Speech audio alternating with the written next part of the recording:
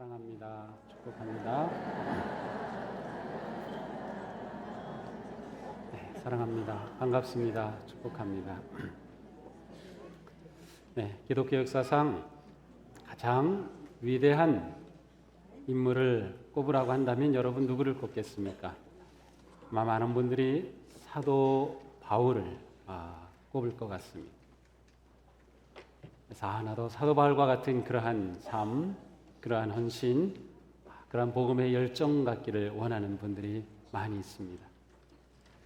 자, 그런데 사도 바울의 자서전이 있는 거 아시나요? 못 보셨죠?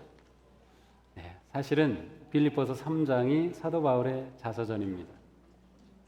여기에는 사도 바울이 자신의 과거에 관해서 1절부터 11절까지 지난주에 우리가 본 말씀, 그리고 오늘 보게 되는 12절에서 16절까지 자신의 현재의 믿음의 삶에 대해, 그리고 17절에서 마지막 21절까지는 미래의 삶에 관한 고백이 담겨져 있습니다. 이 빌립보서 3장을 잘 보면 바울이라고 하는 그러한 한 위대한 하나님의 사람을 우리가 더 깊이 그리고 놀라운 그러한 감동으로 볼 수 있습니다. 우리는 지난주에 사도 바울의 과거가 어떤지 그의 고백을 통해서 보았습니다. 그는 세상적으로 말하면 그야말로 모든 점에서 뛰어난 사람이었습니다. 그의 출신 성분이라든지 그가 헌신된 모습이라든지 율법에 대한 준수라든지 민족적으로 아니면 학문적으로 언어적으로 무엇 하나 나무랄 것 없이 뛰어난 사람이었는데, 그러한 바울이 나는 이 모든 것을 오물과 같이 여깁니다. 다 버렸다는 거예요. 그 이유는 단 한 가지, 가장 고상한 것을 만났기 때문에, 예수 그리스도 안에서 가장 고상한 것을 경험하고 보았기 때문에 최고를 만나니까 그 전에 최고라고 생각했던 것이 아무것도 아닌 것이 되었어요. 그래서 이제 바울의 삶의 중심은 그리스도께서 차지하시게 되었고, 그의 인생은 복음의 삶, 십자가의 삶, 그리스도의 삶으로 바뀌었습니다. 그는 어떤 상황에서도 늘 감사할 수 있는 삶이 되었어요. 그리스도 안에서 감사의 이유가, 감사할 목적이 생겼기 때문이죠. 자, 이처럼 새로운 존재가 된 사도 바울이 그러면 지금 어떠한 삶을 살아가고 있다고 말씀하나요? 사도 바울은 복음의 진리를 설명하기 위해서 여러 가지 비유를 종종 사용합니다. 어떤 때는 믿음의 사람을 군사라고 비유하기도 하고, 또 농부에 비유하기도 하고, 때로는 건축가에 비유하기도 합니다. 그런데 오늘 본문에서는 또 다른 모습으로 비유합니다. 그것은 바로 스포츠맨입니다. 운동선수입니다. 오늘 본문에서 목표를 향하여 달려간다라는 표현을 사용하는데, 이 달려간다라고 하는 것은 바로 운동 경기에서 사용하는 그러한 의미를 가지고 있어요. 우리는 그냥 달린다 하면은 아마 한 가지를 생각할 겁니다. 그것은 육상 경기입니다. 맨발로 뛰던 이러한 고대 그리스의 경기를 떠올릴 수 있어요. 그러나 이 바울 시대에, 고대 로마 시대에 달려간다라고 할 때는 또 다른 경주가 있었습니다. 그것은 이륜마차를 끄는 그러한 이륜 전차 경주입니다. 금방 떠오르지 않죠? 혹시 여러분 가운데 저처럼 나이가 지긋하게 드셨으면 아마 벤허라는 영화를 보셨을지 모르겠어요. 벤허. 50년대 후반에 만들어지고 아마 우리나라엔 60년대에 왔던 것 같은데, 제가 60년대 태어났으니까 초등학교 아니면 중학교 한 1, 2학년 때 봤던 기억이 나요. 물론 그 뒤에도 제가 이 벤허 영화는 여러 번 봤습니다.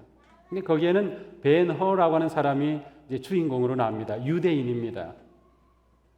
이 사람이 그리스도를 만나고 믿음의 삶을 사는 그러한 과정 속에 겪는 갈등, 그리고 친구였던 메살라라고 하는 사람이 새로운 총독으로 부임하면서 그 사이에 있던 그 갈등을 그리고 있어요. 근데 마지막에 클라이맥스가 전차 경주입니다. 말 4마리가 끄는 그러한 이륜 전차 승강대 딱 올라타서 그 일은 전차 경주를 하는 거죠. 큰 경주장을 돕니다. 그 박진감, 스릴은 이루 말할 수가 없죠. 요즘처럼 뭐 3D 막 그렇게 입체감으로 있는 그런 영화도 아닌데 지금 봐도 막 감동이 될 그러한 최고의 장면 가운데 하나입니다. 바로 그것입니다. 잡으려고 앞으로 나간다라고 할 때 바로 네 마리 말을 몰면서 균형을 잡으면서 속도를 내면서 앞으로 내미는 그러한 모습을 그대로 보여주고 있습니다. 그런데 오늘 본문이 그려주는 이 경주는 구원을 얻기 위한 경주가 아닙니다. 이것은 구원을 받은 자의 경주입니다. 이미 사도 바울은 빌립보서 2장 12절에서 두렵고 떨림으로 구원을 이루라고 하셨을 때 이 뜻이 너희 구원 받아라 라고 하는 뜻이 아니라 구원받은 너희가 그 구원을 완성하여라. 그래서 거룩한 그리스도를 담는 성화의 삶에 관한 말씀인 것을 우리가 이미 보았습니다. 이 경주도 마찬가지입니다.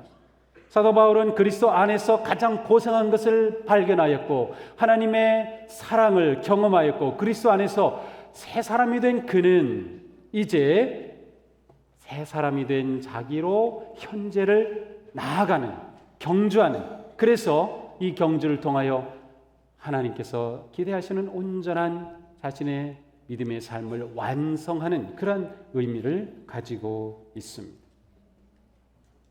로마 시대의 이 전차 경주는 로마 시민권을 가진 사람만이 할 수 있었다고 합니다.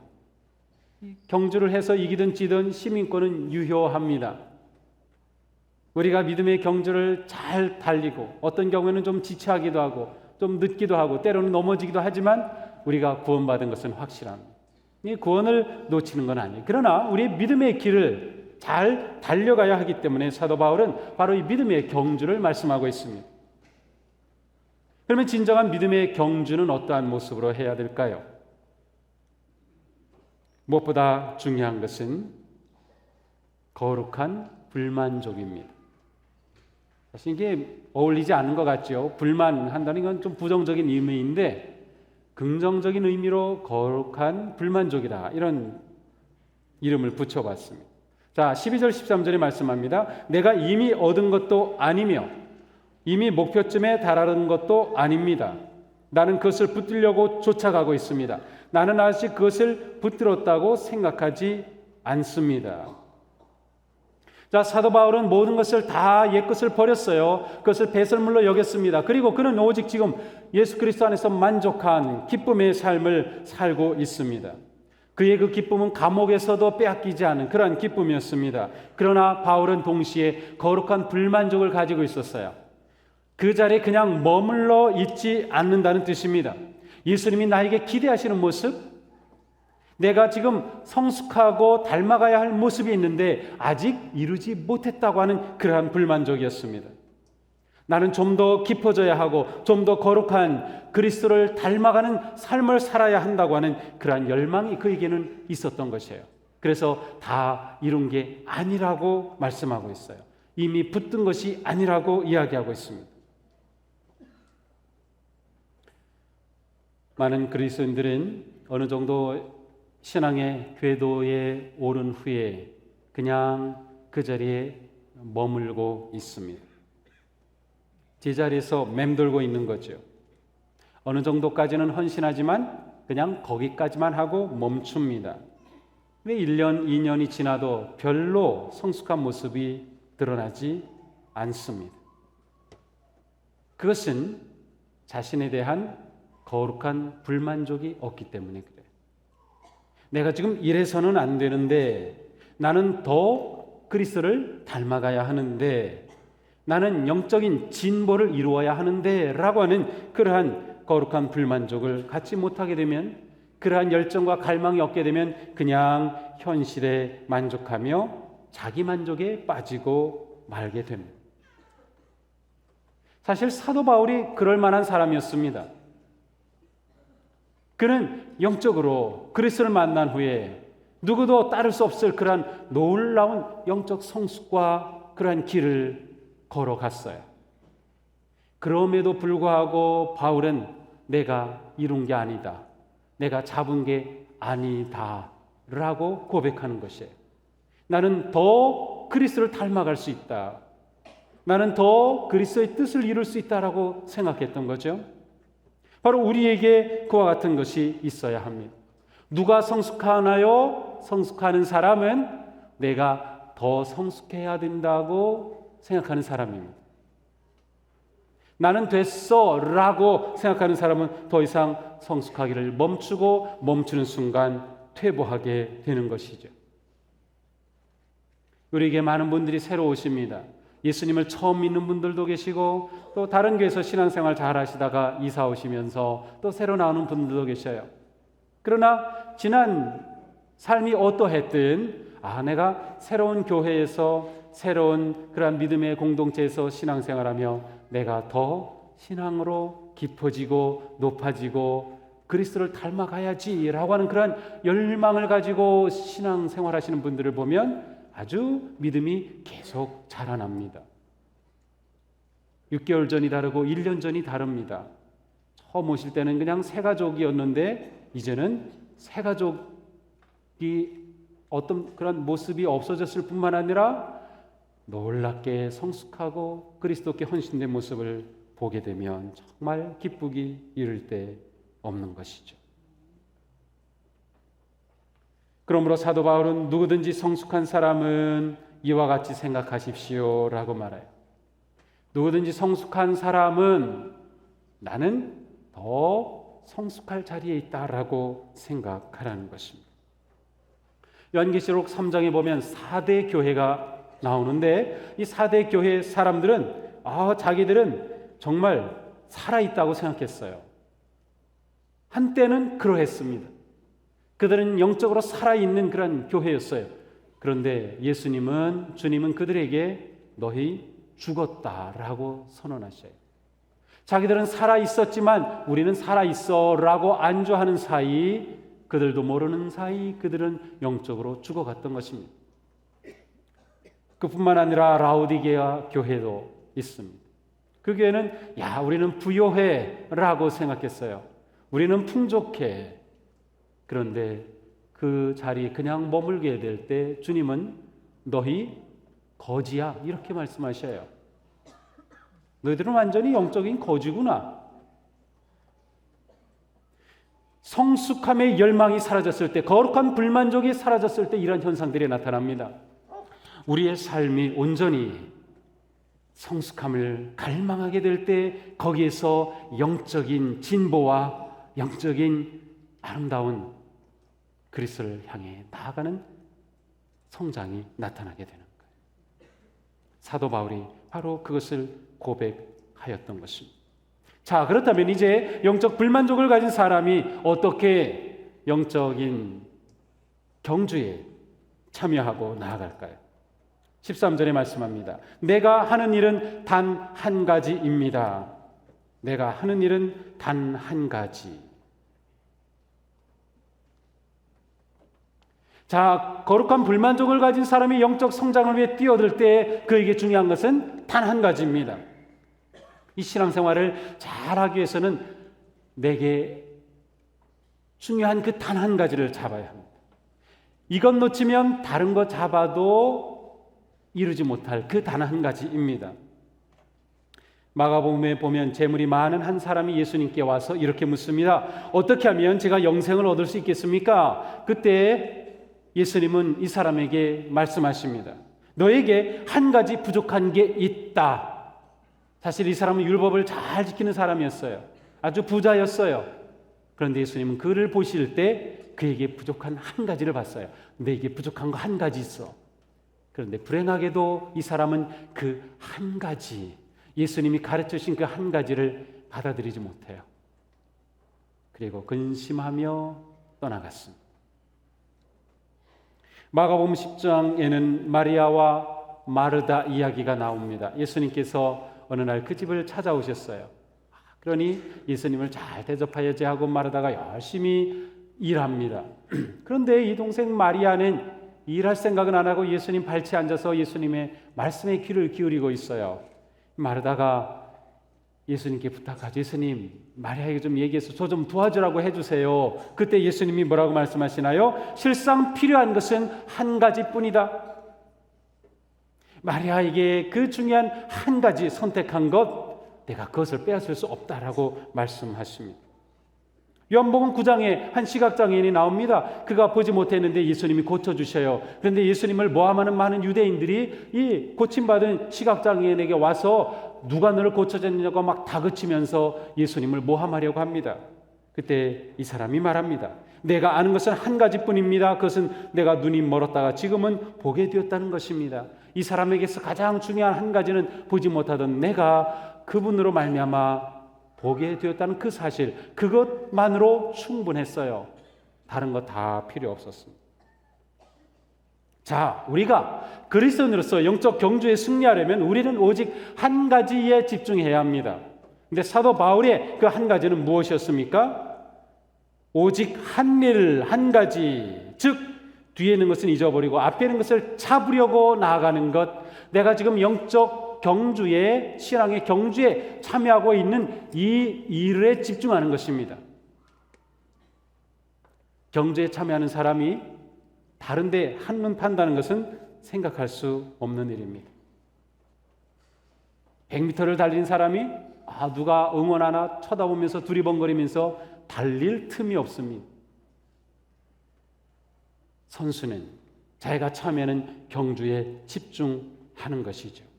한 가지가 바로 그것입니다. 야고보 사도는 1장 8절에서 한 가지에 집중하지 못하는 사람을 가리켜서 두 마음을 품은 사람이라고 했어요. 마음이 둘로 나뉘어진 겁니다. 영적 경주에 중요한 것은 마음이 하나가 되는 것입니다. 하나로 딱 모아져서 달리는 영적 경주에 집중하는 것입니다. 그리고 내가 마지막 향해 가는 그 표대를 바라보는 것이죠. 그 표대에 바로 그 자리는 예수 그리스도가 계신 거예요. 그러므로 우리에게 필요한 한 가지는 예수 그리스도께 집중하는 것입니다. 예수 그리스도의 마음을 가지는 것이에요. 우리의 마음이 나누어지는 분심이 아니라 예수 그리스도께 집중하는 한 마음을 가지는 것입니다. 그래서 바울은 이미 빌립보서 2장 5절 이하에서 여러분 이 마음을 품으셔야 합니다. 곧 예수 그리스도의 마음입니다 라고 말씀하신 거예요. 영적 경주는 한 가지 곧 예수 그리스도의 마음을 가지고 그리스도를 향하여 예수님이 내 인생의 표대가 되어 달려가는 그러한 경주인 것입니다. 내가 달려갈 경주 끝에 결승점은 예수 그리스도가 되는 것이에요. 그게 우리 믿음의 경주의 모습입니다. 영적 경주의 승리의 비결은 특별한 것이 아닙니다. 오직 예수 그리스도를 목표로 삼고 그 한 가지에 집중하여 그 한 마음으로 나아가는 것. 그 마음이 흩어지면 우리는 무너지는 것이에요. 그러니까 우리가 집중할 일은 바로 그리스도께 집중하는 것이죠. 그리스도께. 자, 그런데 그리스도께 집중하기 위해서 우리가 해야 할 아주 중요한 것이 있습니다. 사도 바울이 말씀합니다. 뒤에 있는 것은 잊어버리고 앞에 있는 것을 향하여 달려갑시다. 뒤에 있는 것은 잊어버린다. 누가복음 9장에서도 예수님이 말씀하시죠. 누구든지 손에 쟁기를 잡고 뒤를 돌아다보는 사람은 하나님 나라에 합당하지 않다.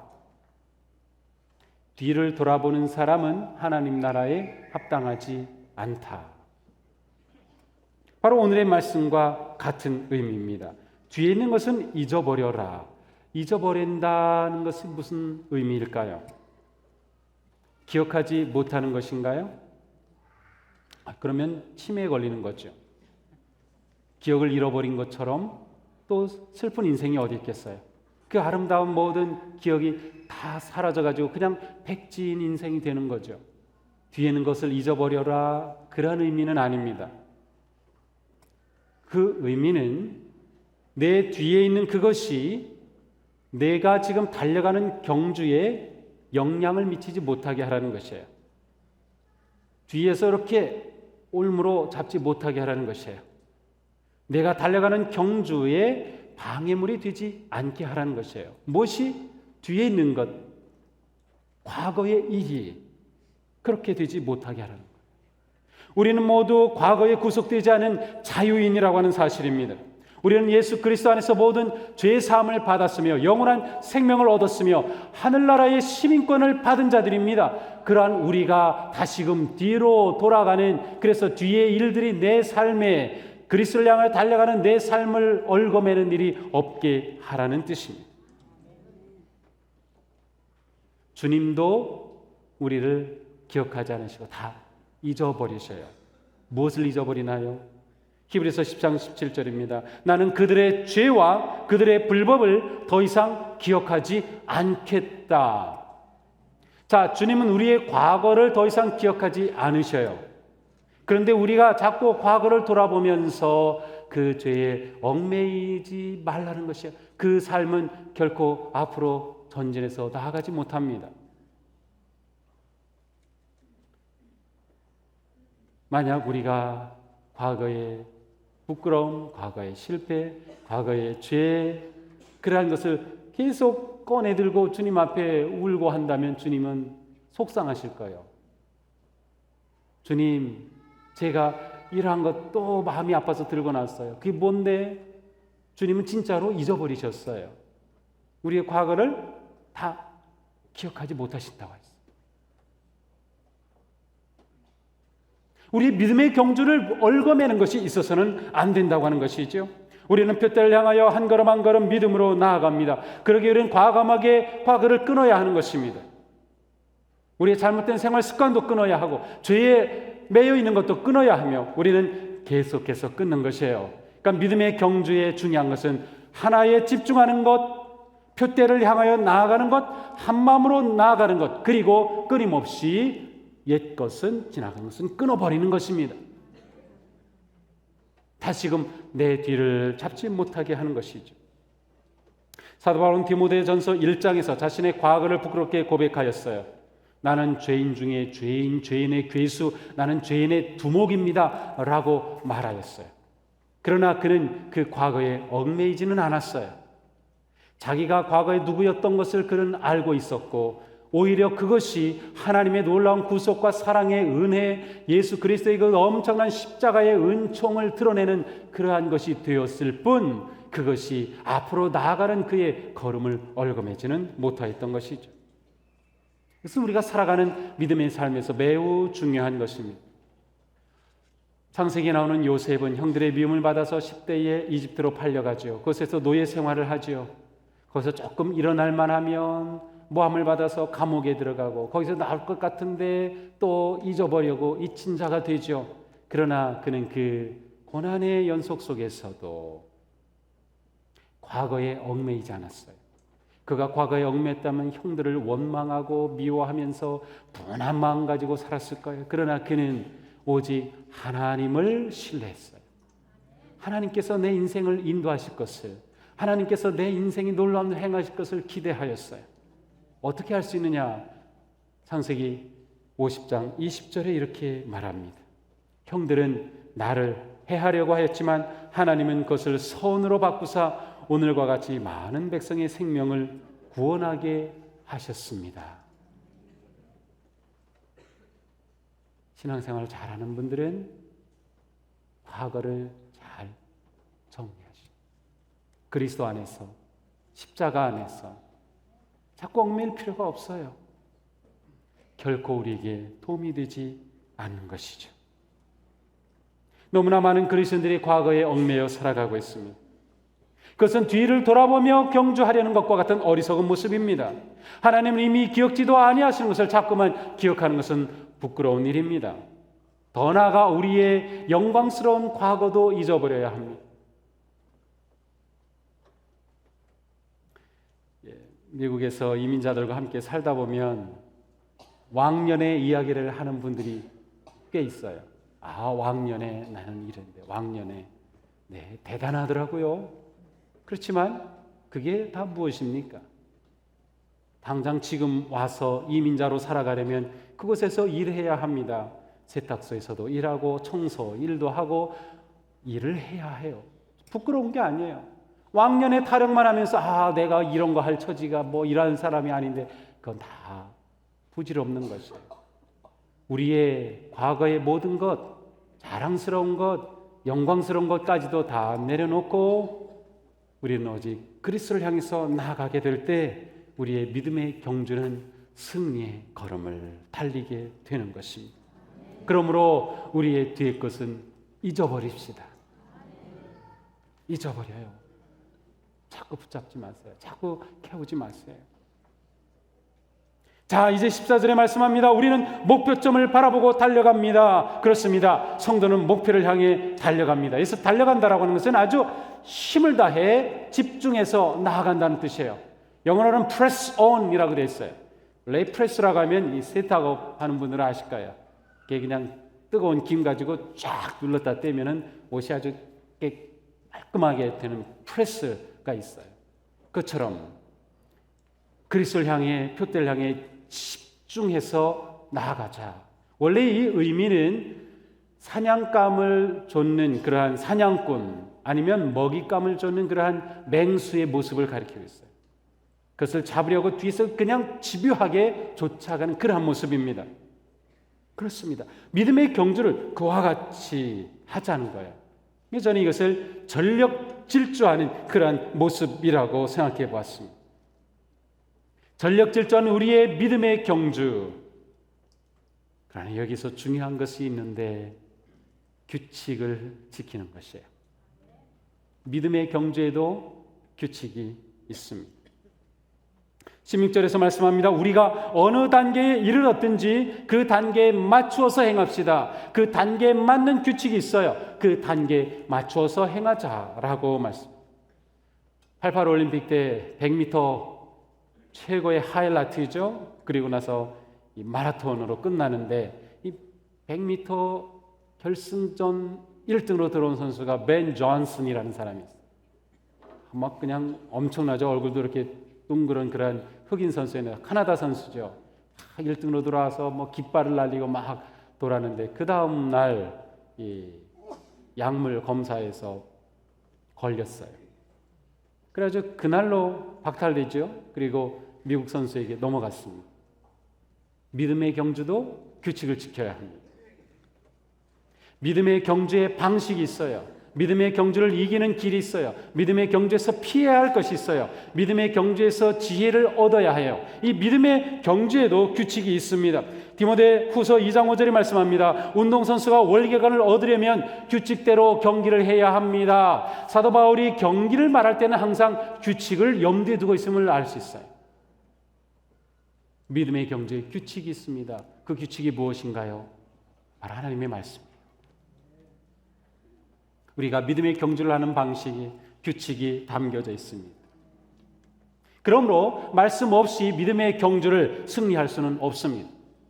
말씀을 통해 그리스도를 향해 나아가는 우리의 길이 어떠해야 하는지, 그리고 그리스도는 어떤 분인지, 하나님은 무엇을 기대하시는지, 우리가 어떻게 힘을 얻을 수 있는지, 어떻게 지혜롭게 나아갈 수 있는지, 어떻게 끊어버려야 할지, 그 모든 것들이 이 말씀 안에 담겨져 있기 때문이죠.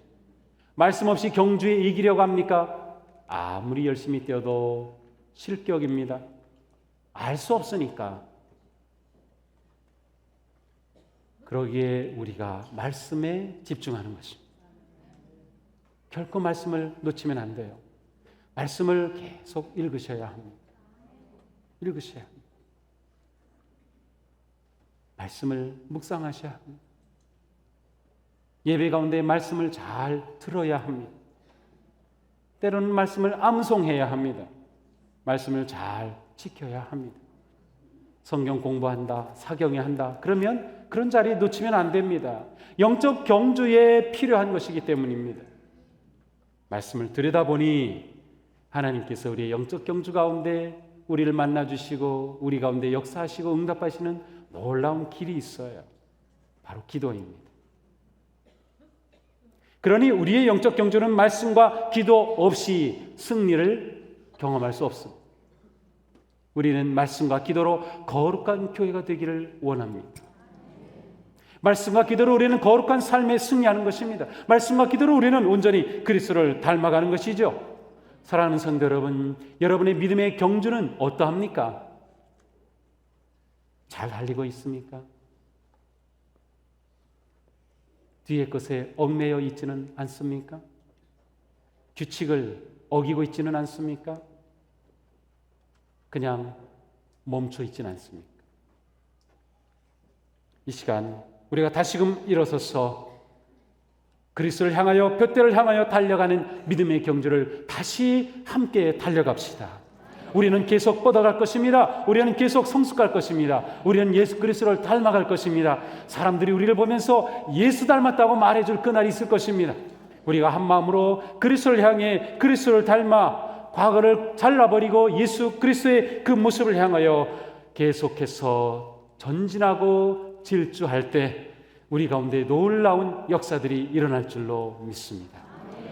말씀과 기도로 믿음의 경주에 승리하는 우리 모두가 되기를 주님의 이름으로 축복합니다.